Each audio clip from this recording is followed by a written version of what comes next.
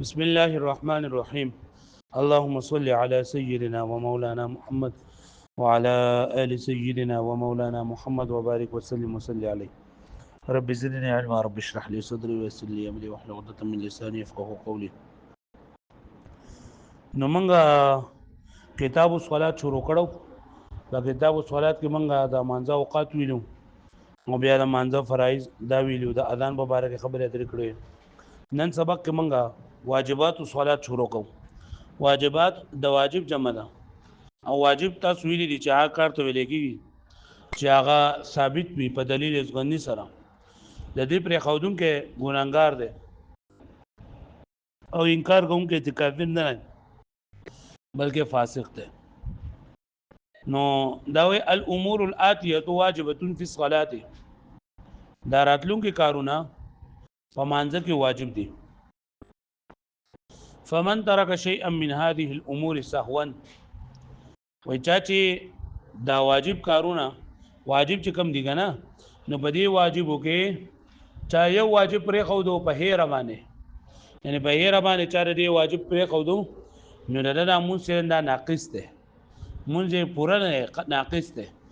او د دې ناقص جبیره به کوله کې جبیره ویل کېږي پټای تا کله چې خوشي او خراب شي بای باندې خلک پټای لګای، نه کله چې په مانځه کې فقط په هیر باندې سړی واجب پرې خو دو، نو دې با داغه جبیره کوي په سیده صاف سره، مطلب سیده صاف وو کی د مونږ به خدای پاک برابر کړي. هو کچا د دې واجباتونه سشس فقط سره پرې خو دو، نو د مونږ سینه نه دا دیوا داغه مونږ به بیا دوباره کوي. کوم څه دوباره ونه کوندې ګناګار دی، هندغه بیا په سیده صاف باندې نه برابرېږي.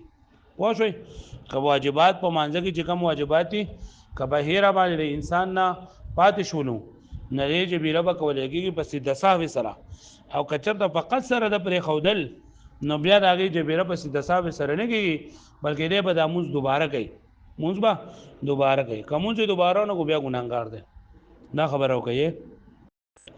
فمن ترک شیئا من هذه الامور سهوا، که چېرې چا پرې ښودل د دې کارونو نه، یعنې د دې واجباتو نه یو کار سهوا په هیره باندې، نه کانت صلاته ناقصه، نو دا مونځ ناقص دی. وتجبر بسجود السهو، او د دې جبیره به کولی کېږي په سیده صاف سره.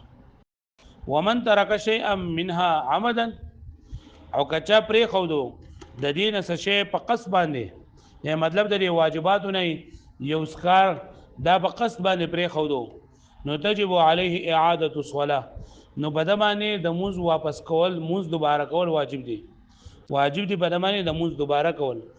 الا او که چېرته د مونځ دوباره ونه کو نو کان آثما، دی بیا ګناهګار دی. که مونځ دوباره ونه کو نو بیا ګناهګار دی. لکه پوه شوئ. اوس په دې واجباتو کې نمبر 1 افتتاح الصلاه بخصوص قول الله اکبر، یعنی په الله اکبر سره د مونږ شروع کول. که یو سړي په الله اکبر سره مونږ شروع نه کو، یعنی په شروع کې تکبیر تحریمه ونه ویله، نو بیا په د باندې سیده صاف لازم نه.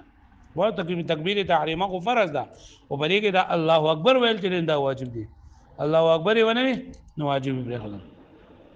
نمبر 2 قراءة سورة الفاتحة في الركعتين الأولين، یعنی فرض مانځه په اولنی 2 رکعتونو کې سوره فاتحه ویل واجب دي. په فرض مانځه په اولنی 2 رکعتونو کې سوره فاتحه ویل واجب دي، او په نفل په ټولو رکعتونو کې، دا وتر په ټولو رکعتونو کې، د سنت په ټولو رکعتونو کې سوره فاتحه ویل واجب دي. سوره فاتحه ویل څه دي؟ واجب دي.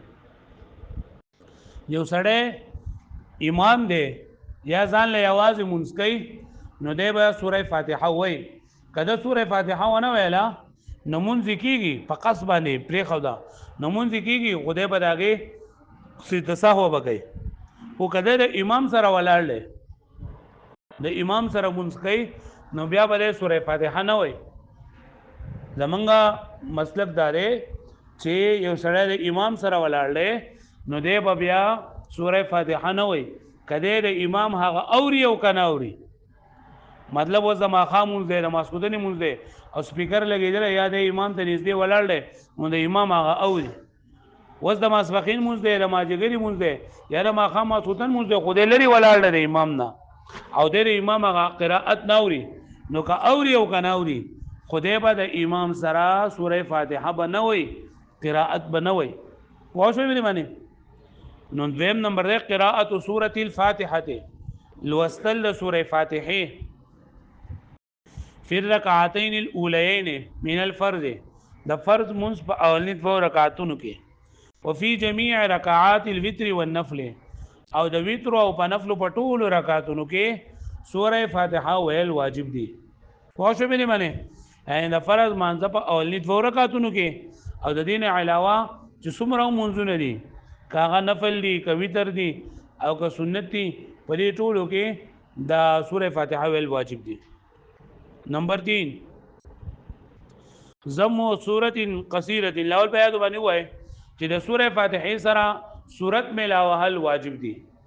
د سوره فاتحه سره سورت ملاوهل واجب دي یعنی یا خو سورتو لړن سورت وي او که سورت وي او که آیتونه وي نو لړن آیتونه چې په کم دي هغه درې آیتونه او چې کم وګدي نو هغه یو آیت وي جو هم پورا لکه پوه شو باندې ها لکه ثم نظر الله اکبر دا غلط دی.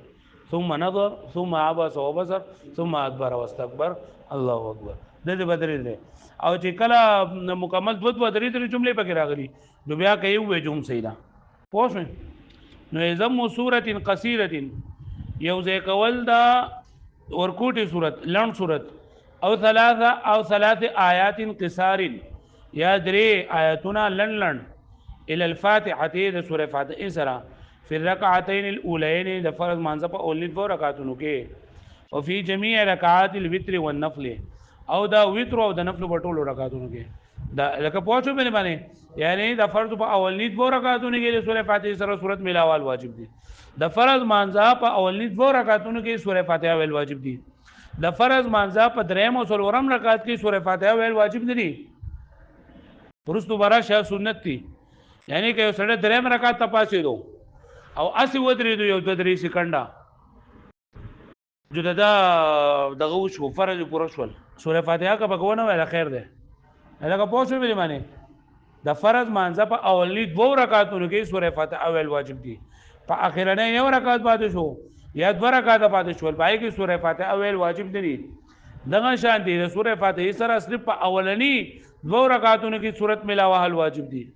دریم رکعت او څلورم رکعت د تش موږ دغه ته وایو چې صرف سوره فاتحه او سورت سره نه ملاو.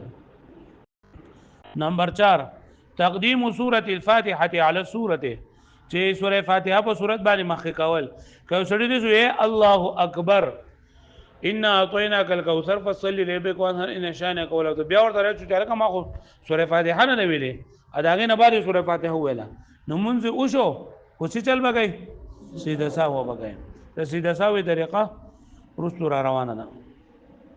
نمبر 5 اداء السجده الثانيه بعد الاولى بدون فصل بينهما چې دویمه سجده د اولنۍ سجدې نه وروسته ادا کول بغیر د دې نه چې فصل پکې راشي یعنی بغیر د جداوالي په منځ کې بدن کې چې اولنۍ سجده وکړه بیا و دویم سجده راځي نو چې و سجده وکړه بیا وتري بیا دویم سجده بیا راشي او چې اولنۍ سجده وکړه دویم سجده بیا کې. نمبر 6 اداء جميع الاركان باعتدال وطمانيه یعنی ټول ارکان په اعتدال سره او په اطمینان سره ادا کول. اعتدال او اطمینان سره هر ارکان دا په اطمینان سره په اعتدال سره ادا کول چې بری کې هر اندام دا خپل ځای ته ورسي او زه منډه بنوي لکه په مانځ کې بمنډه زر بنګي او خپل په اطمینان سره په وقار سره دا مګه در وصل چې تر الله تعالی مخې ته ولاړی ما الله تعالی ما اني زما خبري اوري فقلار باندې مونږ کوو. نمبر 7 القعود الاول قدر قراءه التشهد اولنې قاعده په مقدار د تشهود باندې کې ناصل پای کې اولنې قاعده کې په مقدار د تشهود باندې کې ناصل دا واجب دي.